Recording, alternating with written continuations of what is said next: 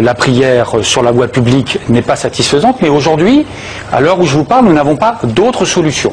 Donc effectivement, il y a une tolérance qui est faite pour cette pratique. On est dans un quartier, comme dans d'autres, d'ailleurs à Paris, mais plus particulièrement, ça se pose de façon encore plus aiguë à la Goutte d'Or, qui manque de lieux de culte musulmans. Il n'y a pas encore de lieu de culte dans ce quartier assez grand. Une partie des musulmans sont obligés de faire la prière dans la rue. Aujourd'hui, comme beaucoup de villes en France, Paris et le 18e souffrent d'un manque de lieux permettant la pratique digne du culte musulman.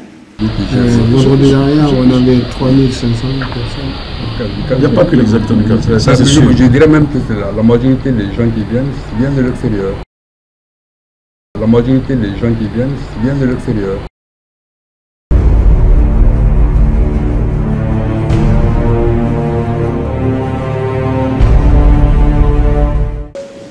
J'ai décidé effectivement de créer un institut des cultures d'islam.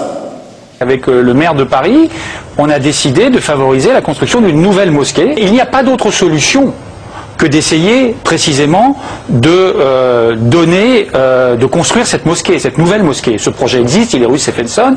Le maire de Paris d'ailleurs, dès 2001, j'étais avec lui, s'est préoccupé de cette question et nous avons essayé d'apporter cette réponse.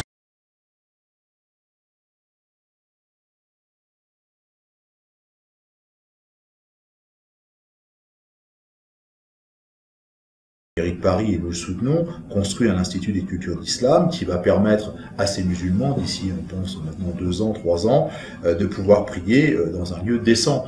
Alors si on nous propose d'avoir un local où la pratique islamique peut se faire dans de très bonnes conditions tout en ne gênant pas les autres, nous avons adhéré tout de suite au projet, quoi.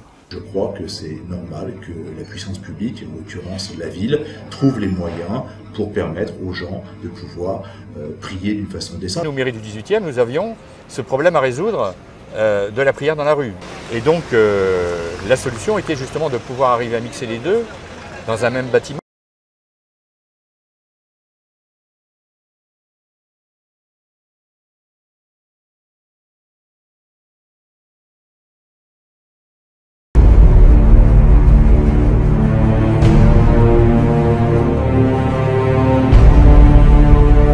On arrive, même si la loi de 1905 est assez contraignante, à trouver une solution juridique qui permette effectivement de favoriser la construction de cette mosquée.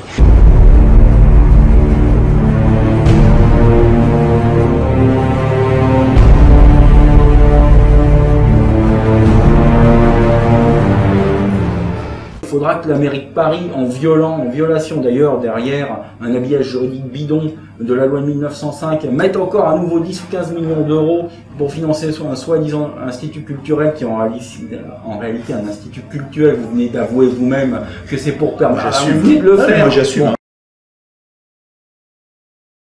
En réalité, tout ça, c'est un vaste baratin que c'est pour permettre aux musulmans de prier. Bon, donc, comme la ville n'a pas le droit de le faire, on met des millions d'euros quand même dans cet institut qui est soi-disant culturel et en réalité cultuel. J'ai dit qu'on était contre le fait que les gens prient dans la rue, mais qu'il fallait, avant que ça soit plus possible, il fallait leur donner les moyens de prier ailleurs. C'est ce qu'est en train de faire la municipalité et ce qu'on soutient totalement.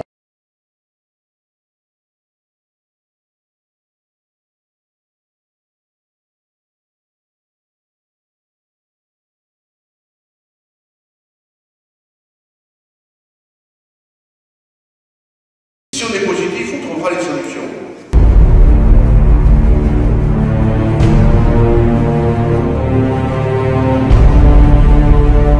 Je ne finance rien des cultes, rien. L'Institut des cultures de l'islam, c'est 2 sites et c'est vraiment un projet. Du coup, pour nous, c'est assez particulier de donner la réplique d'un site à un autre, puisqu'ils sont distants d'environ 700 mètres. La question, c'est une question un peu inédite en architecture. Faire 2 fois le même bâtiment, mais dans 2 coins différents de rue, c'est très particulier. Le vendredi, pour un seul jour, il y aura des locaux polyvalents qui dépendront de l'Institut de culture d'islam et qui pourront être loués le jour de la prière et qui permettra donc de recevoir environ 1000 fidèles des 2 côtés. Il y a des espaces évolutifs qui vont pouvoir un petit peu agrandir l'un ou l'autre des domaines.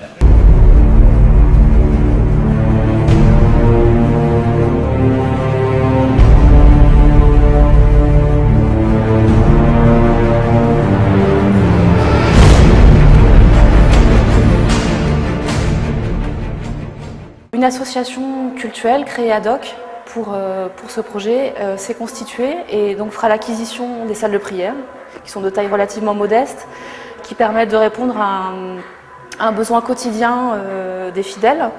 Et pour les moments de plus grande affluence, donc comme je disais le vendredi et en période de Ramadan notamment, l'association pourra louer d'autres espaces.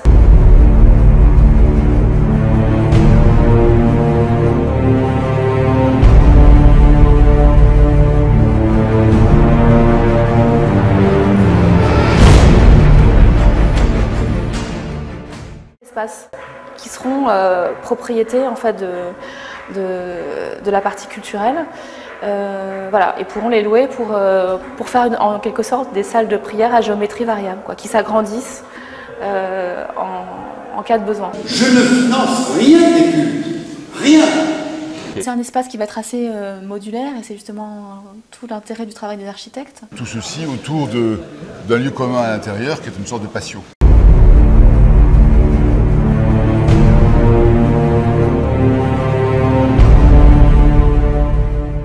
Je ne finance rien des cultes, rien.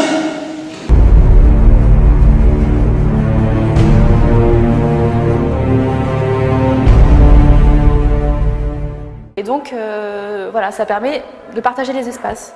Et c'est vraiment toute une réflexion en fait sur la laïcité, c'est-à-dire la laïcité, c'est pas le rejet de la religion hors de la cité, c'est vraiment offrir les conditions de possibilité à chaque religion, à chaque spiritualité, de trouver une place et de s'exprimer dans la vie de la cité. Je ne finance rien des cultes, rien.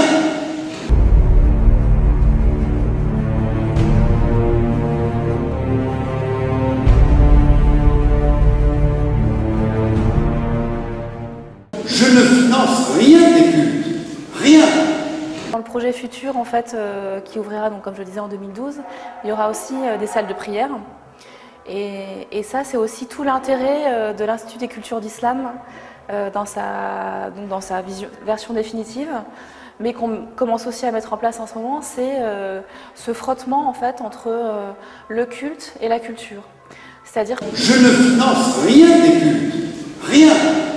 Que l'aspect culturel influe sur l'aspect cultuel et réciproquement, ça paraît logique. Je ne finance rien des cultes, rien.